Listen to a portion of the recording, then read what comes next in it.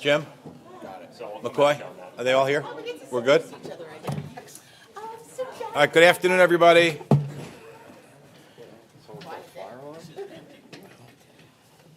Yes.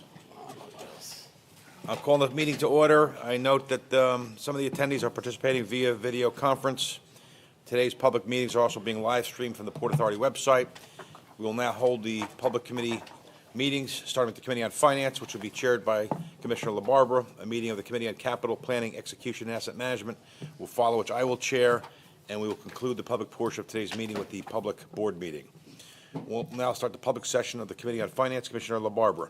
Thank you, Mr. Chairman. Today's meeting of the Committee on Finance is being held in public session. The committee met in executive session earlier today or reviews of contracts and proposals.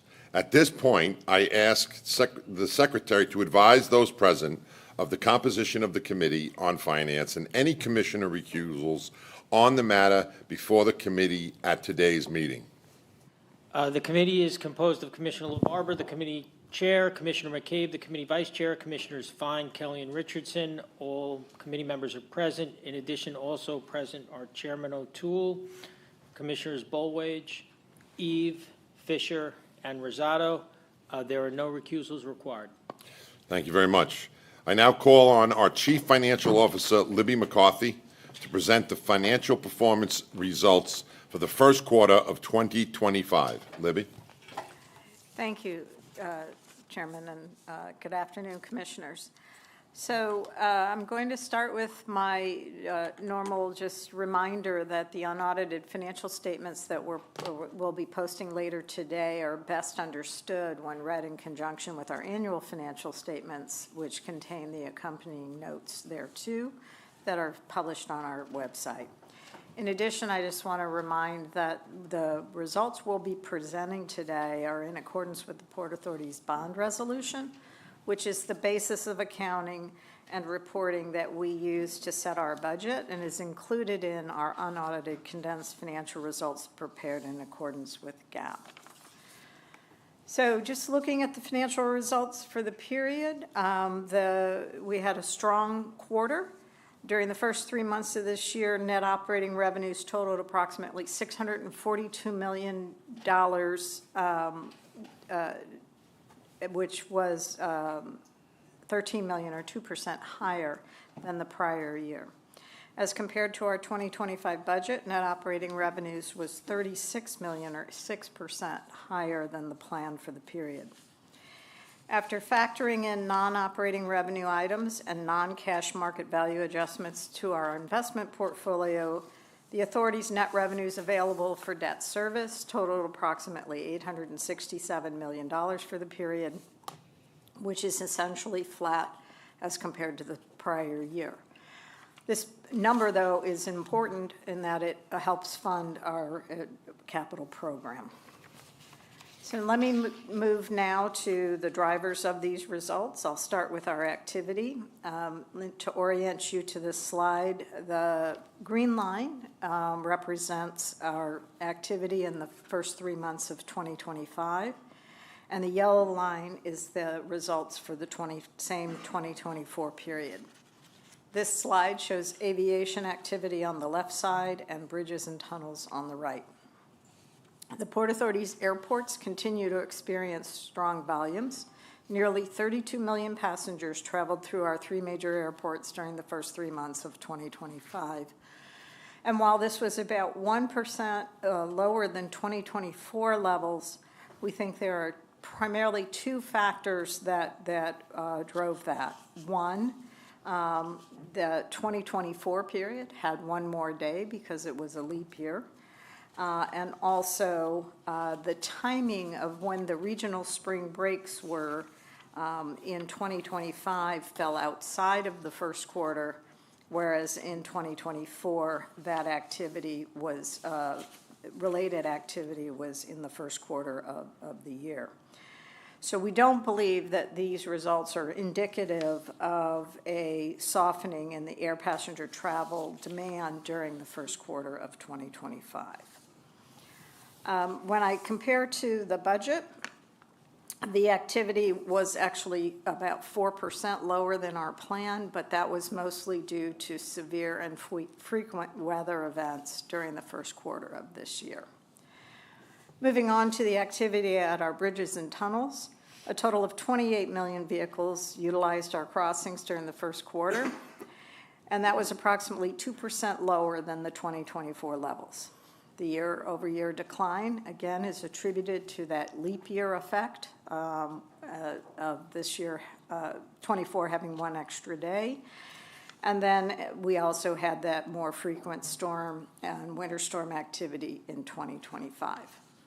In addition, the implementation in January of 2025 of the congestion pricing initiative for those entering the central business district likely had an impact on our traffic volumes at our crossings. However, it's too early for us to quantify that specific impact. First quarter 25 results were lower than planned by approximately 2%, which we believe is primarily due to the frequency of the weather events as compared to the prior year, as well as that likely impact of congestion pricing. On this slide, we show ports activity, marine port activity on the left and path activity on the right. Our marine ports continue to be amongst the busiest container ports in the nation. Volume for the first 3 months of the year finished 10% higher than the same period in 2024, and also 11% higher than budget. We attribute this increase to inventory front-loading by suppliers, given the current global trade dynamics. Lastly, PATH, our mass transit commuter system in the region, continues to have slower recovery of ridership since the onset of COVID, as do other mass transit systems in the area. While PATH ridership for the first 3 months was 6% higher than the same period in 2024, with more than 13 million trips during the period, ridership remains 70% of pre-COVID activity levels, as indicated in the light blue line. I'll note, however, that PATH ridership in February, which you see has dipped significantly from the January and March results, is a result of the Hoboken Station closure, which we did to perform major capital work, as well as the more severe and frequent weather and the weather events during the months of February as compared to 24. If not for these dynamics, we believe that the PATH ridership in the quarter would have been considerably higher and more on a straight line trajectory. And so if you just notice that the PATH ridership in March was 74% of 2019 levels, and we think we would have seen more activity along those lines, but for that closure, as well as the weather events. So how does this translate into our revenues? This slide shows the breakdown of gross operating revenues for the first 3 months of 2025 as compared to the same period in 24, and also the budget for 2025. Gross operating revenues for the 3-month period total nearly $1.7 billion, which is an increase of $73 million or 5% over the prior year. While the chart depicts the components, I'm not going to go into each line, but I'll note that the overall performance was primarily driven by higher aviation cost recoveries and rental income revenues, as well as the higher tolls at our bridges and tunnel crossings, and the increase in the PATH fares and PATH ridership in the period. These increases include the automatic inflation adjustments that were previously approved by the board.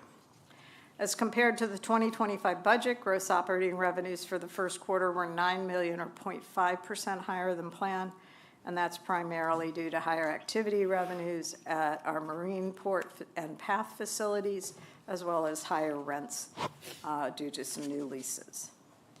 Moving on to operating expenses for the first 3 months, Operating expenses totaled approximately $1 billion, representing an increase of $60 million or 6% year over year.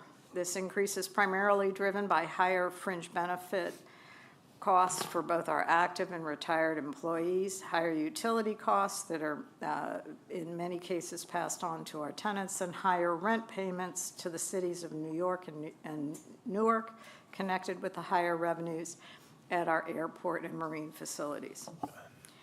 For this 3-month period, operating expenses are $27 million or 3% lower than planned.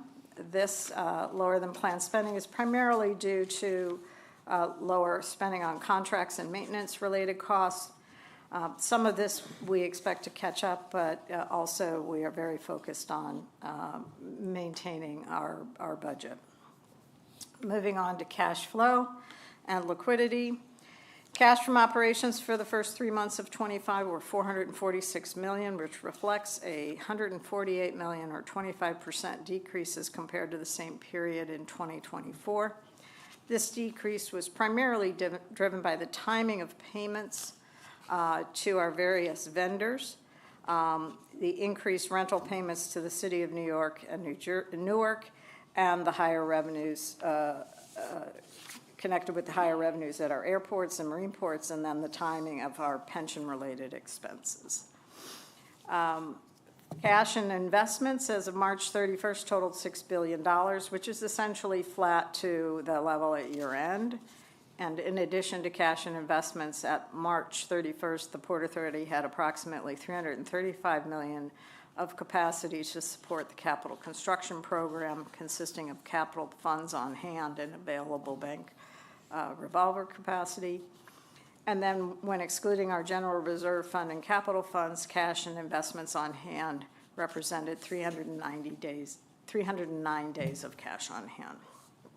And then finally, moving to our bonds and other financing obligations, as of March 31st, they totaled $28.1 billion. This level of debt is essentially flat with what we saw at the end of 2024. There have been no major debt retirements, nor did we access the capital markets during the first quarter of this year. That concludes my remarks, and I'd be happy to answer any questions. Thank you, Libby. Do any commissioners have comments or questions regarding the report? Okay, hearing none, this concludes today's meeting on the Committee of Finance. Back to you, Mr. Chairman. Thank you, Commissioner. Today's meeting on the capital planning, execution, and asset management is being held in public session in its entirety. At this point, we ask the Secretary to advise of the present composition and if there's any recusals. Thank you. The committee is composed of Vice Chairman Linford, the committee chair, Chairman O'Toole, the committee vice chair, and Commissioners Helmy, LaBarbera, and Rosado. All committee members are present with the exception of Vice Chairman Linford and Commissioner Helmy.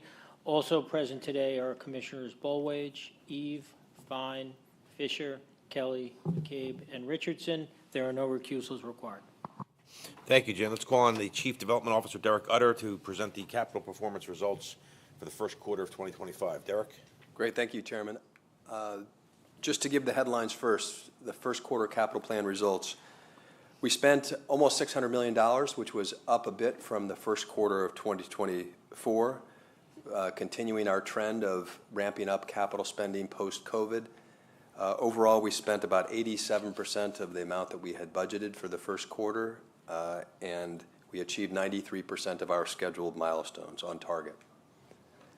Just a little bit more perspective on the spending. You'll see in the large bar, that's the spending for the year going back to 2017. The dark blue portion is the first quarter spending. So typically, first quarter represents less than a quarter of the total spending of the year, primarily because of seasonality, because of weather in the first quarter. You'll see that we're slightly above where we were in 2024. The total plan for the year is to spend $3.6 billion. About half of that, $3.6 billion, relates to 3 major programs in construction or expected to go into construction. That is the JFK redevelopment program, the Newark AirTrain program, which just broke ground, and the Midtown Bus Terminal program, which has not yet formally broken ground. So we expect that we'll pick up during the course as the year goes on. If you look at schedule results, These, again, are the milestones. Every project has 2 milestones when they finish the pre-construction phase and we award a construction contract. And then the second milestone for every project is when we complete the project. There are about 100 milestones this year across our entire portfolio of active projects.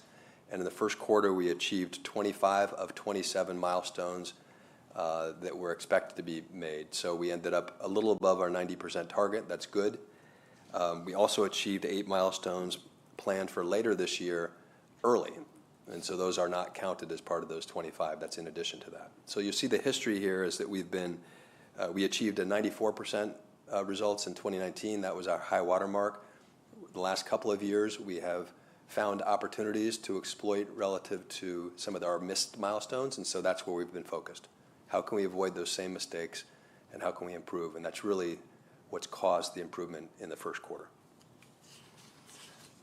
Just taking a look at some of the projects that were part of these milestones, in terms of contract awards, I'll point out the second one on this page, which is the Newark AirTrain, or the Newark Rail Station Access Program. We awarded a construction contract for about $60 million in the first quarter, and so we'll kick off construction on that project. In terms of projects that have been completed, I'll point it out the first one, which is the path restoration of Hoboken Station, which concluded in February. And that concludes my comments. I'll be happy to take any questions. Any comments or questions from the commissioners? All right, Derek, thank you very much. Appreciate it. That concludes today's meeting on the Committee on Capital Planning, Execution, and Asset Management, and now we're going to move to the public portion. Good afternoon. The board meeting of the Port Authority of New York and New Jersey and its component units is now being called to order. Today's in-person meeting is also being held virtually via video conference, with the proceedings live streamed from the Port Authority website. Earlier today, the Committee on Capital Planning, Execution, and Asset Management met in public, and the Committee on Finance met in public and executive session. The Commissioners also met in executive session on April 17th and earlier today to discuss matters related to security or public safety, matters related to ongoing negotiations or reviews of contracts or proposals, and to discuss and act upon matters related to the purchase, sale, or lease of real property where disclosure would affect the value thereof, the public interest. We begin the meeting with a moment of silence. If we can have everyone stand for a moment. We lost Jonathan Edmondson, who was a general maintainer at JFK. Jonathan had started with us in January. He leaves behind a 9-month-old baby and his fiancee, a mom and dad, 5 sisters, and 2 brothers.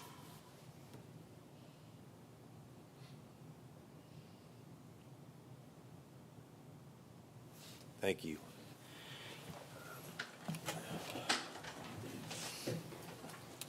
We now want to hear from our executive director to provide his report. Rick, welcome. Thank you, Mr. Chairman. I'll be brief this month. I'm happy to say that my report is dominated by really 4 very important positive developments, many of which you've just heard about, but which I want to emphasize. First, the agency's overall financial performance for the first quarter of this year was strong. As our Chief Financial Officer just reported, we were better than planned, and total net operating income was $642 million. Second, our seaport had an extraordinary performance in March, handling loaded cargo, which made it the #1 port in the country for March. As the board knows, we have traded off frequently with the #2 position, but this month saw us in the #1 position. Port handled it without any congestion, and it is very gratifying. Third, as you just heard from the Chief Development Officer, the agency hit a high water mark in terms of in the first quarter, in terms of 93% of construction milestones being hit on time, and that is a record to be proud of. Fourth, yesterday, we cut the ribbon on a brand-new, state-of-the-art, 350,000 square foot, $270 million cargo handling center at JFK Airport. It was built as a public-private partnership with our private partners Realterm and Worldwide Flight Services. This was the first new cargo building opened at JFK in 25 years. Our cargo facilities have fallen behind our ambition to be a world-class airport. But this building symbolizes our commitment to continue to execute on the $20 billion JFK Vision Plan to transform JFK into a world-class airport, not only on the passenger side, but on the cargo side as well. As you've heard from our Chief Financial Officer, our volumes at our facilities held steady. Our airports were within 1% of the record volumes that they handled in Q1 last year, and that was despite more severe weather, an extra day but in comparison to our '24 results, as well as our Chief Financial Officer noted, the Eastern holiday travel bump coming in the Q2 and therefore not in the Q1. I want to say just a few more words in terms of our celebration yesterday out at Kennedy. We were joined by Real-Term and Worldwide Flight Services to celebrate the completion of this state-of-the-art, world-class new cargo handling center. The new cargo facility is world-class. It sits on the footprint of two obsolete facilities that were demolished in 2021. It includes technology advancements to maximize efficiency in cargo handling and storage, including dedicated temperature control, enhanced ramp capacity, and more than 50 dock doors to ensure efficient flow of goods. This new cargo center ushers in a new era in cargo capabilities at JFK, and that it will be followed by fulfilling the vision articulated in the JFK Transformation and Vision Plan. With that, Mr. Chairman, I conclude my report. Thank you very much. Any commissioners have any comments or questions? All righty, before we move into the public portion to hear from the public, Christina Callahan, come on up to the microphone. Today's a special day, correct? Oh, it is. Well, let's talk about it. Yes. Good afternoon. So today is Bring Your Child to Work Day. And it's how many children do you see up here with us? 0. And it's really exciting because it's incredible to bring your children to your workplace so they get to see what you do. They get to meet the people that you work with. And really what we're doing, maybe, hopefully, is also kind of recruiting our workforce of the future. We do a lot with the Port Authority. We have so many legacy employees. You know, their moms, their dads, their grandparents have worked here, and it's a family thing, right? We see it a lot, and you've talked about it, Mr. Chairman. So we're really excited to host the children and grandchildren and family members of our employees across the organization. Departments have planned lots of activities today. In human capital, for example, you know, they're spending the day doing everything from wellness events to learning about the Port Authority, and it really, I think, captures the essence of who we are as an employer of choice. It's not just about our employees, but it's about their families and continuing that legacy of the Port Authority. So we are very excited to host Bring Your Child to Work. Now, as I walked off the elevator this morning, an individual who works in our tech department brought his daughter's a sophomore at Roselle High School, and really excited about coming here today. And, you know, when we always talk about, when we walk through the campus and talk to our employees, there is this family feel to this place. And to your point, when you go back the last 100 years, there are so many families that have multiple relatives, you know, moms and dads and daughters and sisters and aunts and uncles that have kind of worked and made this a larger family. I was this close to having my daughter come today, but at the last minute, she wriggled out of it. So in terms of turnout, do we see a bunch of folks? Do we really have like folks bring their kids by and large? Is it a nice turnout? It is a nice turnout, and it's not just children, it's grandchildren, nieces and nephews. It's across our facilities. You know, they love to, as a former airport employee, they love to go to the airports and see the aircraft, but really our departments go the extra mile to plan a day's worth of events so that the kids leave at the end of the day with an amazing memories and want to come back. That's great. Thanks, Christina. Appreciate it. Thank you. We're now going to provide an opportunity for the members of the public to comment on Port Authority matters. This public comment period, which may be limited to 30 minutes in total, provides an opportunity for members of the public to present their views directly to the board, but does not provide for a dialogue. Members of the public wishing to discuss a specific item will be directed to the Port Authority staff, and they'll be advised to contact the Public Affairs Department. Speakers asked to comply with a fixed time of 3 minutes. We have 4 listed. I'm not so sure all 4 are here. Is Harry here? Malakoff? Harry? Is John Seal here? Hey, John, come on up to the microphone. Thank you.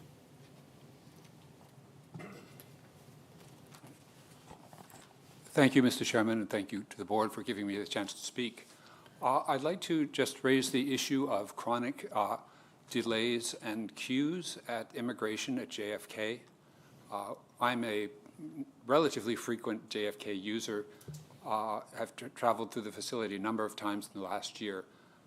Every time there are very long lines at immigration, both for U.S. citizens, but much more for non-U.S. citizens. And I believe this is a problem for a number of reasons. First of all, it's gives a very poor first impression of New York, and very poor first impression of the United States. People have been on long-haul flights, sometimes coming 12 to 14 hours to land here, and then to have to wait for an hour to get through immigration. I think just gives a bad taste in people's mouths as they enter this country. Secondly, I think it's a problem for New York economically. These are people who have come largely as tourists, some as business people. They're coming here to spend money. They're coming here to shop. They're coming here to go to New York facilities. Every hour that they waste standing in line at JFK is one less hour that they have to spend in New York buying things, supporting the New York economy, going to New York restaurants. It also, I think, impacts New York's competitiveness as an international financial and business center. Many other airports in the world are much more efficient in terms of getting people through immigration. And businesses have choices about where they want to base their staff and put their people. Finally, I think it's just unfair to the passengers. Passengers pay an airport fee as part of their fare, and I think they deserve better service when they arrive in this country. Now, this is not necessary. The technology exists to get people through immigration quickly. If you go to Heathrow, Gatwick, other European airports, the immigration checkpoints are automated. Going through Heathrow now or Gatwick takes no more than 2 or 3 minutes. It is just remarkably fast. So the technology exists to solve this. And I would just want to raise the issue to the board to see that if you are planning to make this technology shift, I believe it would be a good opportunity to redeploy the Homeland Security officers who are now stamping passports to something that's more meaningful.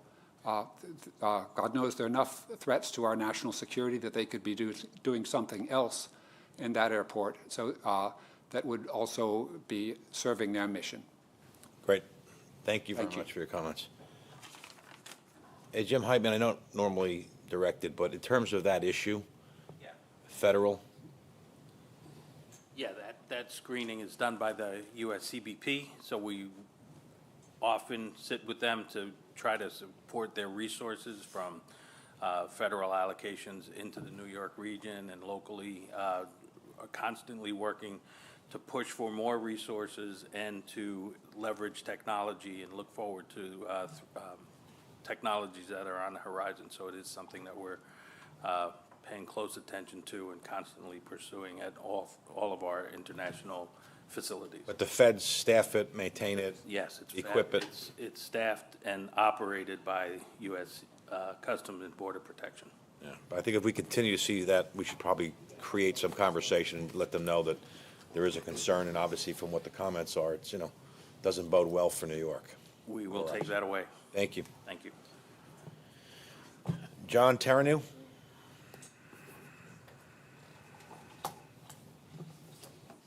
Thank you, Chairman O'Toole. Hey, John. And Commissioners. Hi. I wanted to give you an update on the work that we've been doing with Hudson County Complete Streets and some of the coalition working for a better path. As of right now, our petition asking for improved service is up to nearly 5,000, over 5,000, almost 5,000 people have written in asking for more path service and improvements to the path and the extension of the network to Newark Airport. So there's clearly a strong level of support. At this point, it's over 2% of the daily path ridership that is speaking out. We've seen some frustrations recently, in the recent weekends. The warm weather is driving a lot of people out and they're seeing delays in the stations. The overcrowding has gone back. It was down over the winter. Now it's gone back. And the stations are being quite packed. And our riders that we're talking to want to see that improvements in service. But I also wanted to say thank you for some of those crucial path forward investments. Hoboken Station gleams. It's beautiful. And we're hearing that the service is able to improve as a result of not just the station work, but the critical track work that's allowing the trains to run more smoothly and more reliably. And this is, I think, where we have a potential opportunity. One thing that we have noticed, and is frustrating riders temporarily, is that some of the trains are running by 2 or 3 minutes early. You can actually see in the schedules that the train's time shows up a certain time, but the train will show up 2 or 3 minutes early. Now, it's frustrating for riders because if they miss that train, if they show up on time, they have to wait 20 plus minutes until the next train. But we've learned that that is actually a cause of some of the great capital work that's been done. The path forward investments are allowing the trains to run faster. That's a good thing. And what that means is it's also an opportunity. Because the trains are running faster, they're getting to the ends faster, they're sitting at the terminals for a few minutes. That's an opportunity now to turn those trains around and run them more frequently. Instead of waiting for 20 minutes, what if this was 18 minutes or 17 minutes or 16 minutes between trains?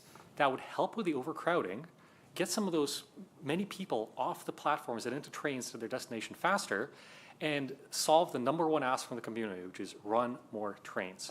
So I want to say thank you for the continued investment, and hopefully we can see changes and updates to the schedules to bring those wait times down, instead of 20 minutes, down to 18, 17, 16, to get back to the service levels we were seeing 10, 20, 30 years ago, and ultimately resolve the number one thing that the community needs, more trains. Thank you very much, and have a good day. Thanks, John.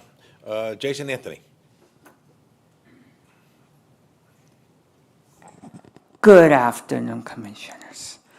This time I came solo, but I have to expose one little truth. This morning, I was at the World Trade Center station, but someone that's behind me have to answer some questions. Why is it that every time I have to go downstairs to the World Trade Center station on the cycle path, I don't see Port Authority police there? And I see within 5 minutes people committing theft of service.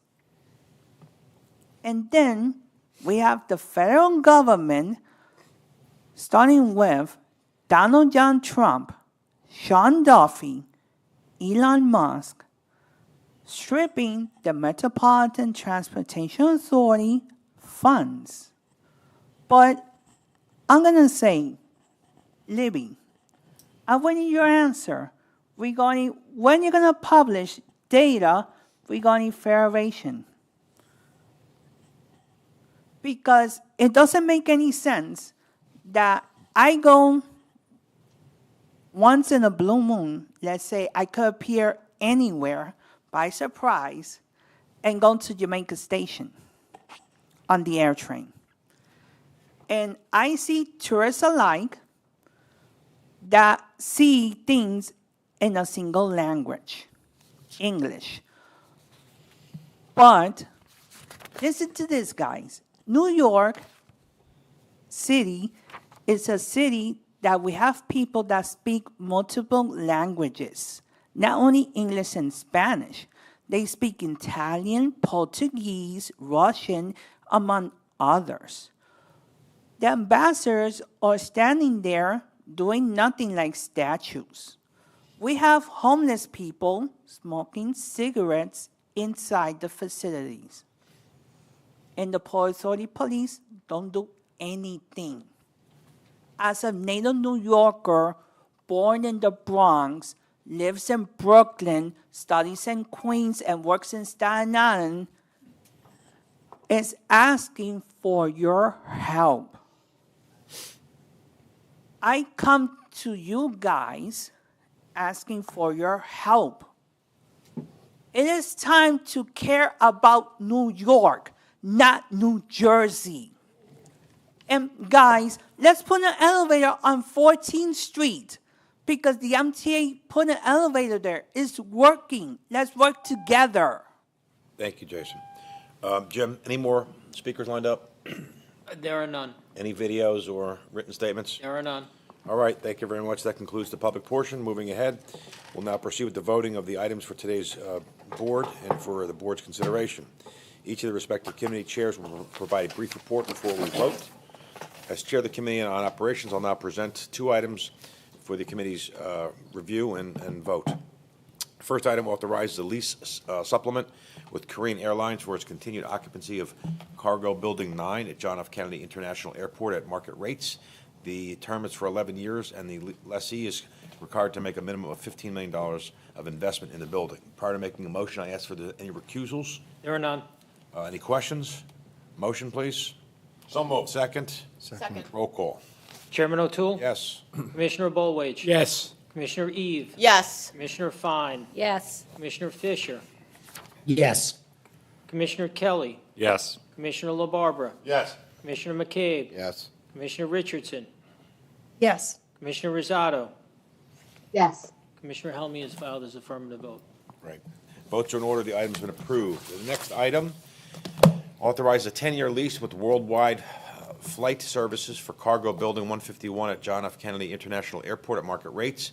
As part of the lease, Worldwide Flight Services will be required to invest a minimum of $13.2 million in building improvements. Prior to making a motion, I ask the corporate secretary for any recusals. There are none. Motion, any questions? Motion, please. So moved. Second. Second. Roll call. Chairman O'Toole? Yes. Commissioner Bollwage? Yes. Commissioner Eve? Yes. Commissioner Fine? Yes. Commissioner Fisher? Yes. Commissioner Kelly? Yes. Commissioner LaBarbera? Yes. Commissioner McCabe? Yes. Commissioner Richardson? Yes. Commissioner Rosado? Yes. Commissioner Helmy has filed his affirmative vote. Votes are in order. The item has been approved. As Vice Chair of the Committee on Capital Planning, Execution, and Asset Management, I'll report on one item. The item authorizes $60 million for preliminary planning, design, early action work for improvements to the AirTrain JFK system at JFK. Prior to making a motion, I ask the Corporate Secretary for any recusals. There are none. Any questions or comments from the Commissioners? Motion, please. So moved. Second. Second. Roll call. Chairman O'Toole? Yes. Commissioner Bollwage? Yes. Commissioner Eve? Yes. Commissioner Fine? Yes. Commissioner Fisher? Yes. Commissioner Kelly? Yes. Commissioner LaBarbera? Yes. Commissioner McCabe? Yes. Commissioner Richardson? Yes. Commissioner Rosado? Yes. Commissioner Helmy has filed his affirmative vote. All the votes are in order. The motion has been approved. Commissioner LaBarbera, as Chair of the Committee on Finance, please provide your report. Okay.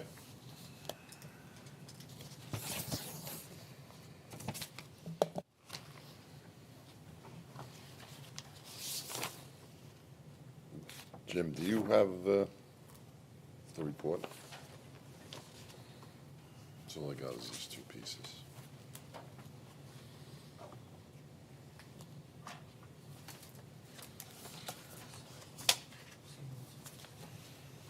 Please hold.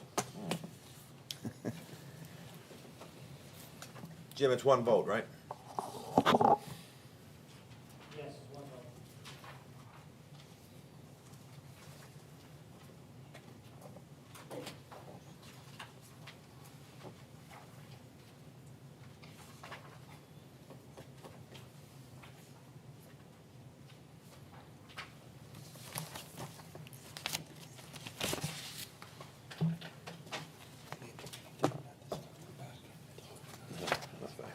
Good.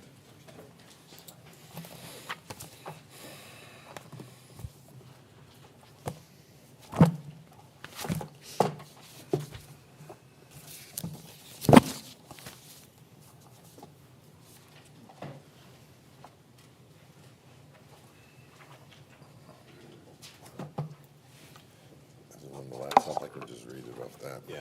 Straight off the computer.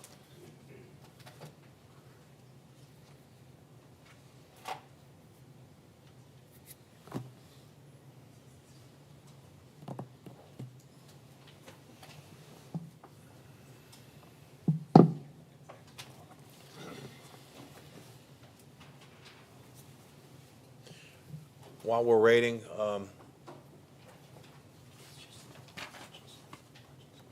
waiting, we have a video to play for this, right? Let's cue up the video. This actually works out pretty well. So good morning. My name is Anissa Lau, Interim Chief of Health and Safety Officer, and I want to welcome you to the 2025 State of the Port Authority. Yay! So on behalf of the agency's leadership today, we are thrilled to see so many of you participating, whether it's joining us in person or watching the live stream. For the second year in a row, this is a sold-out event. We are so happy to see the engagement and support for the state of the PA. It is, after all, you, the employees of the Port Authority, that make this event possible. The state of the port, how's it going? As we look around today, in this day in April of 2025, there's some unease, and there's some questions about what the future brings. And we talk about what's happening globally or nationally or regionally. And as the chair of the Port Authority, let me tell you something. We're going to be okay. When people think of the Port Authority, what do they think? The assets, the airports and tunnels and the bridges and ports and path, world trade. Me, I think of the Port Authority of the people, the flesh and blood that make this place operate for the last 104 years. Because that's what the Port Authority is. It's you, it's us. We are the Port Authority. I think when we work together, all 8,000 of us, putting our shoulder to shoulder, head to head, going in a room, talking about figuring things out, it gets done. I want to start out by saying we're here to discuss the state of the Port Authority. The state of the Port Authority is strong. Because what our face to the public is our facilities. That it is what our charge is to deliver world-class facilities operated in a world-class manner. What I hope we all appreciate and don't take for granted is that we are at a high point, and it is because of your collective efforts. Both LaGuardia and Terminal A at Newark getting a 5-star rating from Skytrax. That is actually extraordinary. We're on the verge of starting construction on a new $10 billion Port Authority Midtown bus terminal. And we are going to build a world-class project that will win awards the way our airports are winning awards. And we will break ground in the very near future. And so we listened deeply. We held hundreds of meetings with elected officials, community stakeholders, and transit partners. We walked the site, met with neighbors, and reshaped our understanding of what this terminal had to be. From that, a clear mission emerged. Build a best-in-class terminal in Manhattan on our land, no displacement, and that serves both commuters and the community. How do you successfully prepare the public for such a major disruption to their daily lives? In our case, we found success with these 3 core principles listed here. These were possible through the dedication and effort of staff across the agency. Everyone from frontline field staff at PATH, PAPD, engineering, and the bus terminal, to our marketing, media, and GoCore teams, to departments including procurement and tech, helped ensure that we completed the project on time and provided a way for thousands of displaced customers to still get to where they needed to go during this closure. The goal is simple: break down barriers to employment for justice-impacted individuals. Since 2019, the Office of Second Chance has grown from a local community effort for the JFK Redevelopment Program to a regional effort with over 45 community-based organizations and over 111 active employer participation. To date, we've connected over 230 individuals to meaningful careers in transportation. The Port Authority has been and continues to be a global leader in sustainability. As you heard from Rick, in 2018, we were the first transportation agency to commit to the Paris Climate Accords, and we have reaffirmed our pledge to sustainability in 2021 in our net zero commitment. Today, we remain as committed as ever to reaching our goals: a 35% reduction in agency emissions by the end of this year, 50% by 2030, and full net zero for all emissions by 2050. Port Authority has a long history of reducing energy use in its buildings. We are now turning our attention to ensuring our buildings are totally free from fossil fuels. Building 1 will serve as a template for electrifying buildings agency-wide, providing key lessons learned about technology, commercial structuring, and cross-agency coordination. We live in a moment of rapid technological change, and we at the Port Authority are committed to being at the cutting edge, at the forefront of what is possible. To get there, we set up our own innovation hub, which last year presented 21 pitches for new ideas and completed 14 pilot projects, pushing the envelope. More than just keeping up with the trends, we're building the future. Electric flight, artificial intelligence, and autonomous vehicles aren't just concepts on the horizon, they're projects that we're making real right now. Currently, millennials comprise approximately 35% of the U.S. workforce, while Gen Z accounts for about 18%. Projections indicate by 2030, millennials and Gen Z will together represent nearly 74% of the workforce. In light of these evolving demographics, what strategies does the agency have in place to update its policies and procedures to attract and retain these younger generations? I think when we talk about the Port Authority performing at the top of its game, that is, or at least I think of that as a way to attract the best and the brightest, and it's sort of what the chairman said, which seems to make this a place where they want to come. So just a little explanation that the State of the Port Authority is an annual event that we do now that we're coming out of COVID, and we invite all the employees together and we talk about where we're at. But the coolest thing about it is you go to a site, and it was a magnificent site. What's the name of that place? Offhand, Christine, that we went to. Where did we hold it? What was it? Museum of Jewish Heritage. It was just amazing. It was phenomenal. I mean, you go there to the top floor, and you're looking at the Statue of Liberty, and you couldn't be more inspired. It's amazing. And you get to sit and have coffee and breakfast with our employees we haven't seen in many months, and you just have a nice conversation for an hour or two, and then we roll, and then Rick and I have our comments, and then we hear from the Port Authority family about what's exciting, what's going on, and in the end they try to stump us. It's Q&A, which is really cool. They ask some really good questions, and Rick gets all the hard ones. I like that one. I said, Rick, you can handle that. But when you walk out of there together, 400 of us, you just have this sense of sisterhood and brotherhood. You have a sense of family. You have a sense of purpose. You have a sense of mission. And we need to do more of that. And we need to be more, have a sense of connectivity amongst ourselves. Again, we've been away from everybody, emerging back. We're returning to work 4 days a week coming September. There is something special about seeing everybody face to face and sharing a comment, a breakfast, a coffee, an experience, a meeting. And Rick, you did a wonderful job. Staff who put it together did a magnificent job. And I think there's so many positives that come out of that, Rick. And you and I are together. We need to do more of those type of connectivities. Well, and I think the panels showed off the best and the brightest. They were really the presentations were excellently done. They're crisp to the point, and the delivery was the same. And it was really a very gratifying experience. Really was.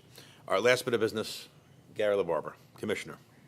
Thank you, Mr. Chairman. As Chair of the Committee on Finance, I'm recommending that the committee consider an item that authorizes the purchase of property damage and loss of revenue insurance, including coverage for acts of terrorism for Port Authority assets.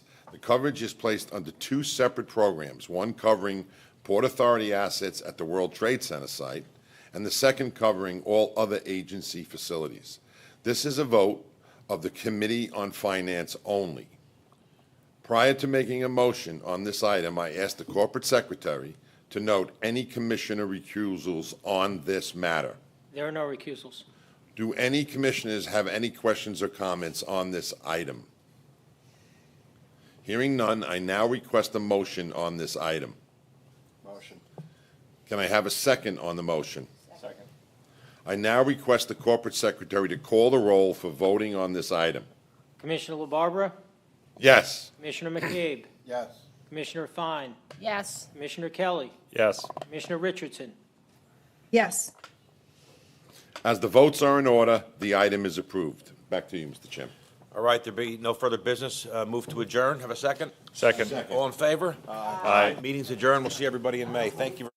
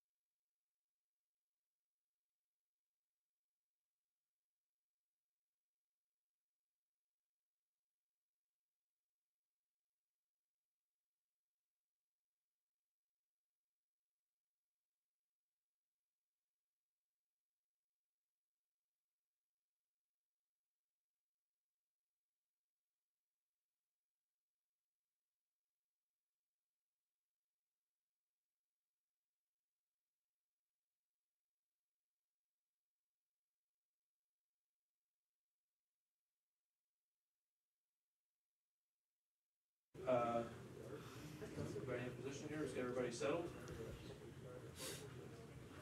All right, we will join, we'll start the gaggle now. We have Colleen Wilson with the record on virtual. Hi. Hey, Colleen. Just a quick question. I'm sorry if you discussed this in more depth during the meeting, but I just wanted to touch on the ports. You know, how is the ports department planning for adjusting? What are you anticipating given the tariffs, given the volatility, and especially, you know, I think some are concerned that there's going to be a significant drop off in cargo latter half of the year. So just want to get a feel for how is the port adjusting to that, and what are you hearing from terminal operators? Well, Colleen, I think we have our port director participating virtually. I'll turn it over to her. I think it's just important to take a note, which is that the port is performing extraordinarily strongly. And in March, the Port of New York and New Jersey was the busiest port in the nation. There was no congestion, and I think the port historically has adjusted both up and down in response to market trends, really without missing a beat. So I think it's important to remember that framework, and I will leave to Beth Ann reporting on what the shipping community is saying. Beth Ann, are you on? Thank you, Mr. Cotton. And Colleen, as Rick indicated, you know, we're doing very well now. There certainly has been, you know, quite a bit of front loading in the first quarter of the year in anticipation of the tariffs. Now, the tariffs that are in effect on Chinese goods and the 10% across the board, we certainly have seen and know of shippers that are outsourcing away from China into Vietnam, Southeast Asia, Malaysia. We even have some of our customers that have shifted their sourcing to the Dominican Republic, where they would face the lesser tariff rates. We are far less dependent on Chinese goods than the West Coast ports. On average, the West Coast ports see 65 to 66% of their volume coming out of China, whereas we're seeing about 25% of our volume. So the diversification of cargo and sourcing of cargo for the Port of New York and New Jersey certainly bodes well. We do anticipate that there will be a drop-off of cargo, as you suggested, in the second half of the year. But that's based on what we know now. And as you indicated in your question, there's a lot of volatility and uncertainty. So, you know, I think we'll all be cautiously optimistic that some of these, you know, conditions will change for the better, and that we'll continue to have a strong year throughout. Great. Thank you so much for the context and insight. Really appreciate it. Thank you, Colleen. And last question is Larry Higgs with New Jersey Advanced Media. Larry? Thanks. And I'm kind of piggybacking on some of the stuff that Colleen mentioned. The first question, obviously, is who is number one? Who did you snatch the number one from? And the follow-up questions are, you know, part of the tariffs are going to be on vehicles. I know that the port does quite a significant roll-on, roll-off business. How do you see that being affected? And, you know, as a mitigating factor to whatever the tariffs do, what are the chances of a holiday bounce back? Yeah, so with regards to, you know, the number one, number two, the ports of Los Angeles, Long Beach, New York, New Jersey are regularly bouncing in and out of, you know, first, second, and third position. So for the month of March, on loaded container volume, we were number one, followed by Long Beach and then LA. They have seen a pretty significant drop-off in their loaded container volume. On the full quarter, however, Los Angeles is number 1 on the full quarter, and we're number 3. And repeat your second question, Larry? Oh, sure. The second question is, how do you see tariffs affecting the large Autos. automotive business that you folks do? And is there a chance for some mitigation from a holiday bounce back as as shippers start to bring in merchandise for the Christmas season? Yeah, so we're right now are in the season, believe it or not. We're in the season of beginning to see the back to school products. So when you consider that the kids will just barely be out of class in the middle of June and those back to school sales start, those are the products that are beginning to come in now. The outside of China, the 90-day delay in those additive tariffs from 70 countries around the world certainly helps. And those tariffs, if and when they do go into effect, assuming they do go into effect 90 days from now, that's for cargo when it arrives in the United States. So if you then consider that you need 5 to 6 weeks to get from Asia to the U.S. East Coast, that cargo is not arriving here until July, August. So what we do expect to happen is another rush to get as much cargo in as possible prior to those other tariffs taking effect. And then finally on the automobiles, autos, because of their base price being so much significantly higher, is certainly much more sensitive to the tariffs. We have seen manufacturers in Mexico shifting volume, not through the Port of New York, not affecting the Port of New York and New Jersey. There is a new tariff that will go into effect 180 days from now on a per vehicle basis, carrying capacity basis for every car ship that arrives in the United States. And that's $125 per vehicle. So again, lots of uncertainty, Larry, but we have not seen a drop-off yet in our automobile volume, but we would anticipate, there being some impact if things don't change. Good, Tom. Great, thank you. Okay, thanks, Larry. That concludes the Q&A. Thank you very much, everyone.